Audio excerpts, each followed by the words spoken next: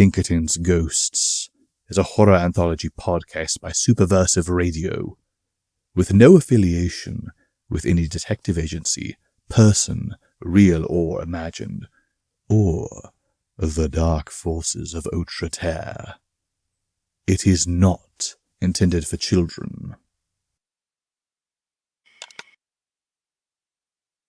It was a mark of how weird my life had become that when Control told me I'd be fighting a monster, I was relieved. My last few cases had seen the weirdness factor shoot through the roof in ways that I hadn't even dreamed of when I first joined the Paranormal Pinkertons, which, let me tell you, is saying something.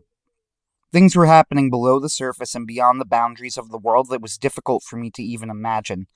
But a monster? Now that's just a creature. And more, a creature of flesh and blood. No intelligence to worry about, no divine spark of humanity, no terrifying forces from beyond the realms of man, just a good old-fashioned snow wasset. A snow wasset is a type of cryptid native to cold climates. Cryptids are an odd part of the Outre Terre, because some of them are barely a part of the Outre Terre at all. Once I had fought a whirling wimpus, a terrifying monster that killed its prey by spinning like a top and smashing them into putty. The whirling wimpus was... well, it wasn't entirely from here. After that day, I had a theory that the dumb creatures of the Outre Terre weren't really dumb at all, but were controlled or pushed by some sort of malicious intelligence. Searching through the Pinkerton archives saw that I wasn't the first to notice this, but it was inconclusive. Even so, there's no denying that there's some relief from being able to just kill a monster without suffering from existential nightmares. If I managed to kill it, of course. The snow wasset was no picnic, and this particular one had staked a claim in Canada, of all places. Freaking Canada. I hated that place. I hated the cold. I hated to travel. I thought for a moment and shrugged. No denying I need a vacation. I packed my bags and a fake passport, threw on a basic disguise, nothing fancy, just something to make me a little harder to recognize on security cameras, and started my 6-hour drive to the Canadian border. On the way, I listened to audio files on the case and reflected on the current situation with the Paranormal Pinkertons. If we were in the organization's heyday back in the 80s, there would probably be some agents who were, if not in Canada, at least close to it. Technically speaking, the Paranormal Pinkertons were an American organization, but Canada was larger and less populated than the United States, and agents were often called in to help on cases near the border, especially when those cases involved American citizens. So, at a national park a few miles north of the border, several Americans had gone missing, enough that they temporarily restricted access to that particular area. That said, Canada's woodlands are so vast, and in reality, the most any Mountie could do was ask politely for guests to stay out. If anybody wanted in they would get. This was very similar to a case involving a whirling wimpus I dealt with in the Appalachians, but it was highly unlikely there was another whirling wimpus here. Those were mountain creatures, and I wasn't heading to a mountain. There had also never been a recorded sighting outside of the Appalachians. Even New Jersey was unusually far north. Bigfoot was a possibility, but as far as I knew, there was only one in the Americas, and his last sighting was in the Pacific Northwest, so that was highly unlikely. We were looking at a rarer class of creature, or at least less famous. These cases were generally made up of lone hikers. What made it unusual was that these were all experienced hikers, expected at certain times, abandoned without a trace. A human killer was out of the question here. There was no way any could survive out there. A bear was the official party line, but the truth is there was nothing pointing to bear. Unofficially, the authorities were at a total loss. There was only one clue: perfectly circular holes in the ground, interspersed every few yards to sometimes even miles. This indicated some sort of underground creature and leads me to my theory. We were, and I wasn't sure of this, but it was my working hypothesis, as I said earlier, dealing with a snow wasset. This was an odd one, and there was only one other case involving it in the Paranormal Pinkerton archives. But the pattern did fit.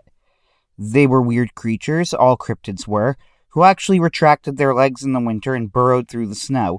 They were carnivorous, had excellent night vision, and were large enough to swallow what they ate whole, leaving no trace.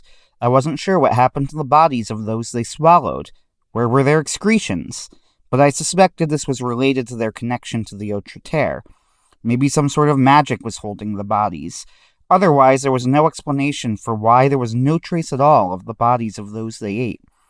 Snow wassets, though, were mostly corporeal and definitely killable. So I made a plan. I'll skip the travel time into Wasset territory. All you need to know is that it was about 2 hours of driving north of the American border into the Acadian forests. You might think driving into the Canadian wilderness deep into the night with a monster on the loose was a bad idea, and you'd be right, but I was well prepared, with satellite locators, maps, star charts, compasses, and weaponry of varying sizes, mostly smuggled over the border due to ludicrous Canadian gun laws. Of course, I still wore a silver crucifix, the Ring of Disabel, and had my trusty handgun strapped to my leg as a just-in-case backup option, along with a nice, sharp combat knife. Canada's forests are very different from the Pine Barrens of New Jersey.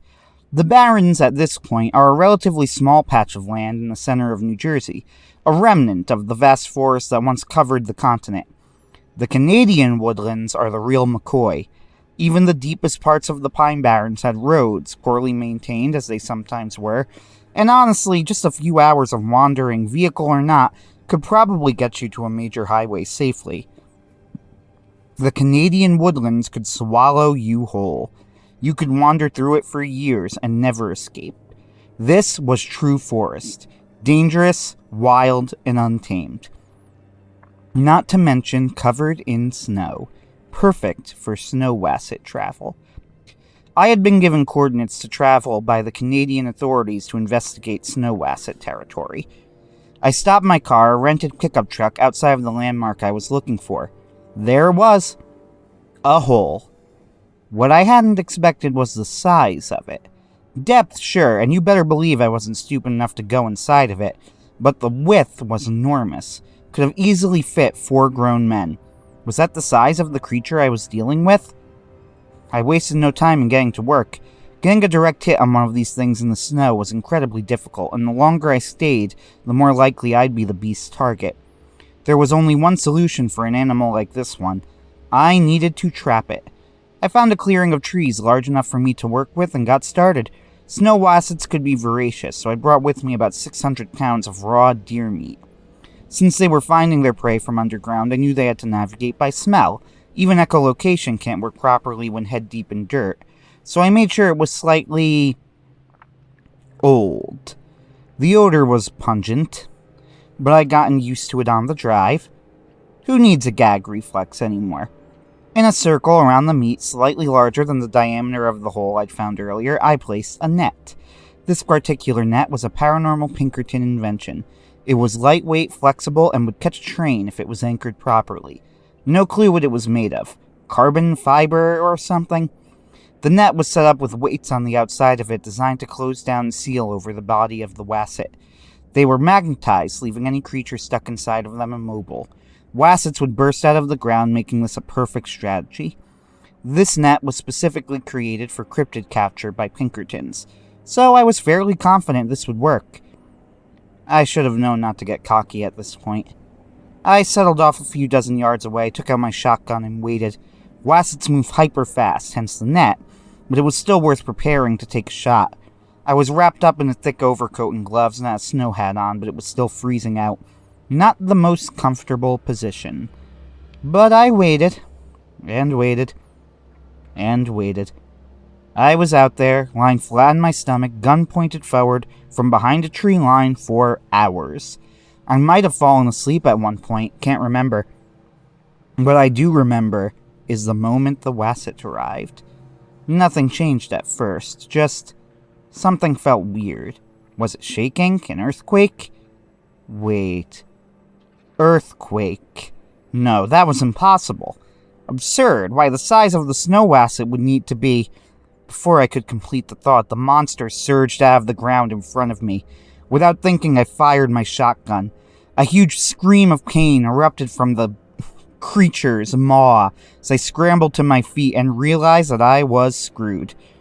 I've seen a lot of terrifying things in my time with the Paranormal Pinkertons, but the snow wasset was one of the worst. I had anticipated the creature to be slightly smaller than the hole from earlier, as snow wassets tend to burrow through holes slightly larger than themselves, but this thing was larger than some buildings. It burst through the ground, uprooting trees and throwing dirt 50 feet in the surrounding directions.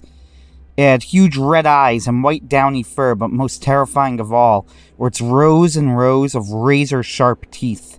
It exploded into the air like a white furry snake before twisting in midair and throwing itself back into the ground.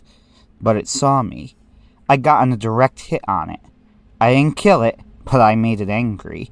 Sometimes it's worth the time to stay and fight. Sometimes you just gotta run. I ran, my mind going a million different directions at once. Apparently this thing grew a lot faster than people realized. The steady diet of hikers and, moose? Turned him into a healthy boy. What was there left for me to do? I had to run. But it was after me, and I felt the ground shake still several hundred yards away from the car. I thought fast. The trees here were massive, and I started to climb one. Even this monster would have trouble snapping a full-grown tree in half. I got up a few feet and barely in time. The creature actually managed to get directly under the tree. I felt myself start flying into the air as the roots got caught in the monster's terrifying teeth before the tree started snaking down its gullet. Frantically, I climbed upward away from the mouth, and just a few feet away, I flung myself off onto a neighboring tree as the beast roared in frustration, a high-pitched sound of hatred and rage. This was no regular animal. This creature was part of the Autre Terre. This was an enemy of mankind. I had to do something, but I had barely a clue where to start. The shotgun had wounded him, but how would I even get another shot at him if he was coming up underneath me? He'd completely eaten the net whole, and even a whole damn pine tree. That's when it clicked. He had eaten the entire pine tree. I thought back to my earlier intuition. There was something weird about the way this thing ate. Surely this confirmed it. Surely down its gullet was transforming or transporting or something what it swallowed. That meant that it was using magic. And if it was using magic... I clenched my fist. The ring of dispel bit into my palm.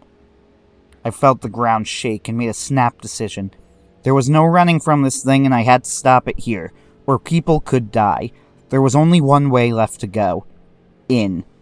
Quickly, I groped my way halfway up a tree again, and again the monster burst through the ground, its red eyes staring into my soul.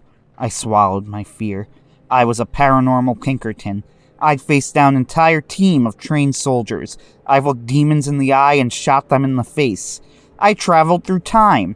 There was no way this admittedly terrifying, otherworldly cryptid, the size of a building, was going to be the one to get me.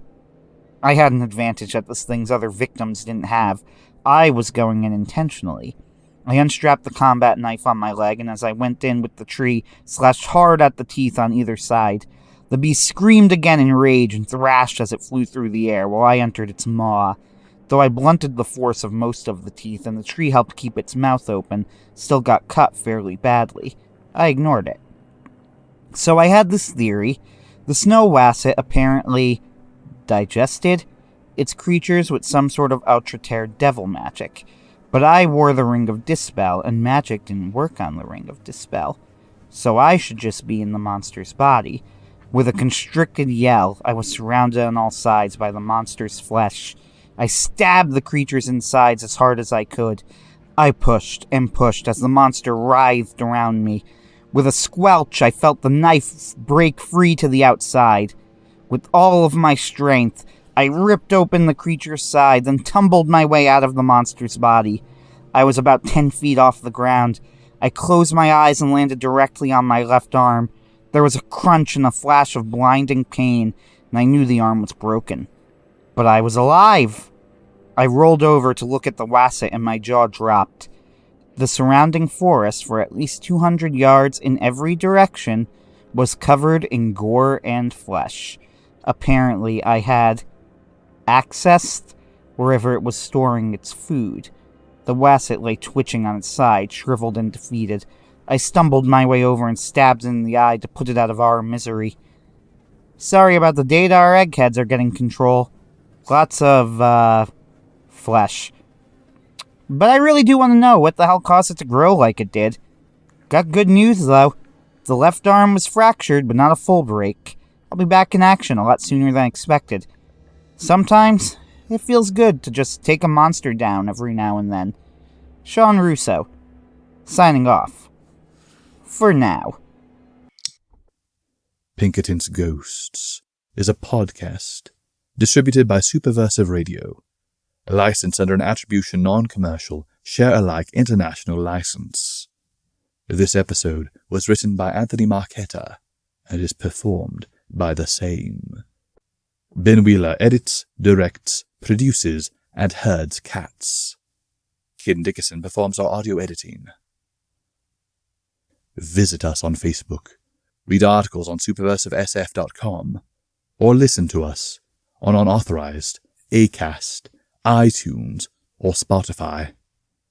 Contact us through Twitter at @PinkertonsGhosts, email us at pinkertonsghosts@gmail.com, or send us noble messenger possums with messages strapped to their backs. Don't worry, they know how to find us. Thank you for listening, and good luck.